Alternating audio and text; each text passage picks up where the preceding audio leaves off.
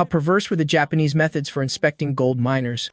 First, they made the miners line up. After yanking down their pants, they used a wooden stick to directly pry open their hidden back doors. The hidden gold nuggets would then fall out. The intense pain made them bite their lips until they bled. Ching Shu couldn't bear to watch anymore. Are we even human like this? Bastard! Are you trying to rebel? You treat us like animals. Don't you? Bastard! The two immediately started fighting. The angry miners swarmed forward. For a short time, the miners had the upper hand, but with 3 crisp gunshots, all the miners stopped. Ching Shu lay on the ground, shot 3 times. At the funeral, they lamented like this: a villain mercilessly took your life, leaving your parents, wife, and children in unbearable pain. From now on, they have no one to rely on. How will the family survive? Farewell forever. Ching! This was during the Japanese occupation of Taiwan. People were extremely poor back then. Some went to the gold mines to get rich. The working conditions were dark and oppressive. Every day, people would bleed and die.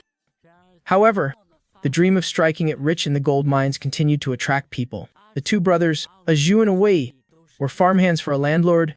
After hearing stories about the gold mountain, the 2 also wanted to chase their dream of getting rich. They traveled over mountains and rivers. Just as they were about to reach the gold mountain, they passed through a field of golden rapeseed flowers. They saw a pure and beautiful young girl sitting on a stone wall, softly singing a folk song. Suddenly, a loud explosion echoed from the mountain. When they looked up again, the girl had disappeared. 2 people unfortunately lost their lives in the explosion, but it didn't dampen the crowd's enthusiasm for gold mining at all. That night, the 2 brothers rented a room at a Russ house. Her previous tenant was the one who died in the afternoon's explosion. The next day at dawn, the 2 brothers went to the gold mine to sign up. Then they went down into the mine to begin their day's labor. Only after their shift ended could they leave the mine and see daylight again. On the way, they met Aru, who was carrying firewood. Aru was also a person with a hard life.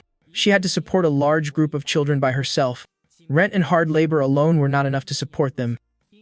Therefore, Aru had a side job, the most shameful yet easiest way to make money. She didn't hide it from her children. Whenever business was good, her child would even act as a runner. Hell be done in a minute. Then it's your turn. Then he got busy with his work again. No matter how capable Aru was, she couldn't possibly serve all the workers in the mine. So, there was another pleasure house nearby.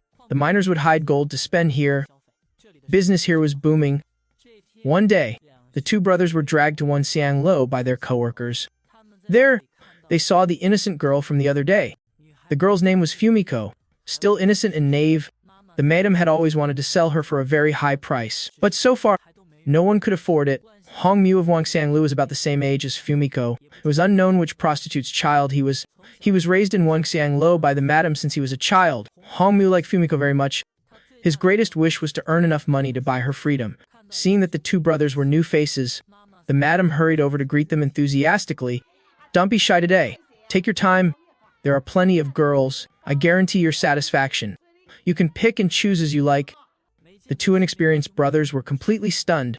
They were so scared they bolted out of Wangxianglo. The man toiled in the gold mine, while his wife at home thought he was sleeping on a golden bed with a golden blanket. When he asked the letter writer for help, this is what he said: "Let me tell you, if you keep asking me for gold necklaces and gold rings, you can forget it. You should be grateful you have 3 meals a day. I'm telling you, don't be so presumptuous." But the letter writer wrote this instead: "My dear wife Chun-kin, it's been years. My longing for you grows deeper by the day. In my dreams, I see only your image. I wonder if the family is healthy and safe. I miss you all very much. Yes, yes, that's what I meant." The man scratched his head in embarrassment. This was the reality for most gold miners.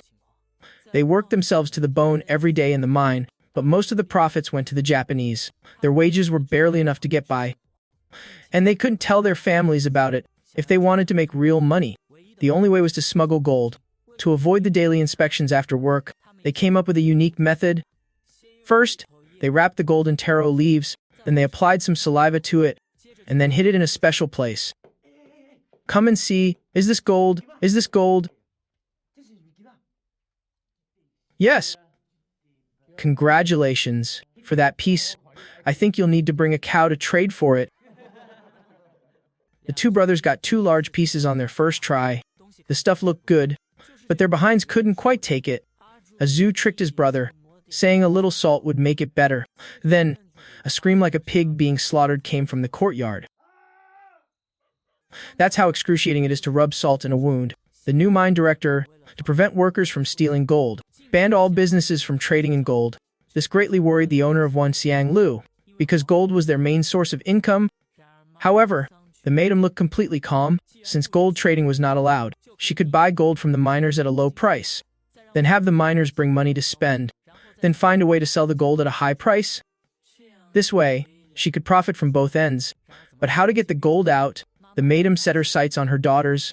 She claimed she was taking the girls shopping, and just like that, she easily fooled the guards at the gate. This allowed the owner to make a fortune. However, the good times didn't last long. The next time they were transporting gold, they were stopped by the guards. A large amount of gold was then found on them. This infuriated the new mine director. He ordered a thorough search of every house. All gold found would be confiscated. Screams from the rooms could be heard one after another. A large amount of gold jewelry was confiscated. Just as they were about to leave Wanxiang Lu, the new mine director saw Fumiko at the door. He asked his subordinate with a puzzled look, why wasn't she searched? The new director suspected the girl was hiding gold in her body. He ordered his men to inspect her. The madam rushed forward to plead for Fumiko. She was still an innocent virgin. The new director didn't care about that. He plopped down on a stool to wait for the results of the inspection. Hongmu wanted to protect Fumiko, but he was held down tightly by the guards. The madam covered her eyes in fear. Fumiko was forcibly taken into a room. Then, a shrill scream came from inside.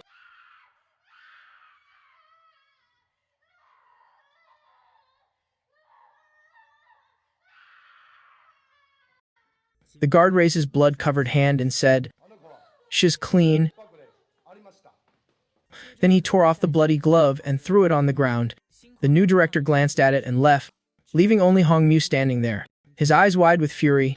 Then, a thud was heard from upstairs. Prostitute had committed suicide. She had saved gold for many years, planning to buy her freedom.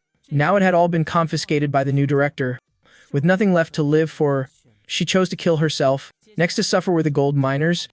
They were inspected with sticks after work. They were treated as less than human. The miners, unable to bear it any longer, chose to fight back. As a result, Ching Shu was shot 3 times and fell to the ground. At Ching Shu's burial, Azu lamented, "How will his widow and orphans survive now?" Aru said that if a woman is willing, she can endure the hardship of raising children, and they will all grow up eventually. Not every woman is as resourceful as you.